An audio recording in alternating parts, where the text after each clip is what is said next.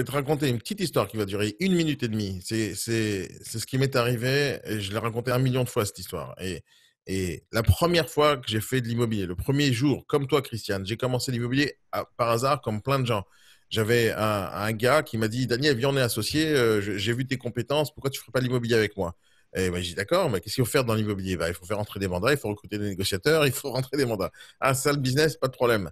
Et on a ouvert une agence ensemble. Mais j'y connaissais rien à l'immobilier, juste rien. Maintenant, ça faisait déjà quelques années que je fais du business, donc faire des ventes, c'est pas un problème pour moi. C'est-à-dire, je pense que j'ai un talent inné à faire du business.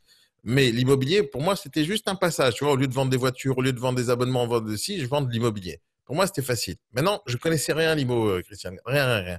On a investi de l'argent, on a ouvert une boîte, on est à 50-50. On ouvre une boîte dans l'immobilier, une agence immobilière quelque part dans le 11e. J'ouvre l'agence. Le premier appel du premier vendeur, du premier acheteur, excuse-moi. On avait mis le premier mandat, le premier acheteur qui m'a appelé au téléphone. Je reçois l'appel. Écoute bien ce qu'il me pose comme question là. C'était une acheteuse. Bonjour, monsieur Nadjar, j'ai vu votre annonce sur ce loger. Qu'est-ce que vous pouvez m'en dire? Est-ce que vous pouvez m'en dire plus, etc. Et on échange au téléphone. Et à un moment donné, elle me dit, est-ce que je peux venir? Elle est où votre agence? Elle me pose la question alors qu'on est au téléphone. Elle a vu mon annonce sur ce loger, sur Internet donc. Elle me pose la question au téléphone, elle est où votre agence? Et moi, je lui réponds au tac, comme si j'avais fait ça pendant 20 ans. Et c'est toujours la même réponse que j'utilise aujourd'hui. Et elle me dit, où elle est votre agence? Et moi, je lui dis, madame, vous comptez acheter mon agence parce que je la Alors, vends. bien sûr. Elle vaut 300 000 euros. 2 secondes, Christiane. T'es en décalage. 2 secondes. Elle me dit, elle est où votre agence? Moi, je lui dis, vous comptez acheter mon agence ou vous comptez acheter le bien? Si vous comptez acheter mon agence, je vous donne l'adresse, venez tout de suite. Si vous comptez acheter le bien, on se donne rendez-vous à l'adresse de l'appartement. Et ce jour-là, j'ai compris une chose, que l'agence, elle sert à rien. L'agence physique, je parle. Elle sert à rien.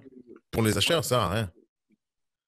Ça sert à rien. Pour les vendeurs, ça sert à rien non plus. À quel moment les vendeurs, ils viennent, une fois que tu as signé le mandat avec eux, à quel moment ils viennent dans ton agence physique? À quel moment? L'agence physique, elle sert juste à rien. Alors, c'est ton seul vrai coach, seul unique, le vrai. Alors fonce, pas trop vite.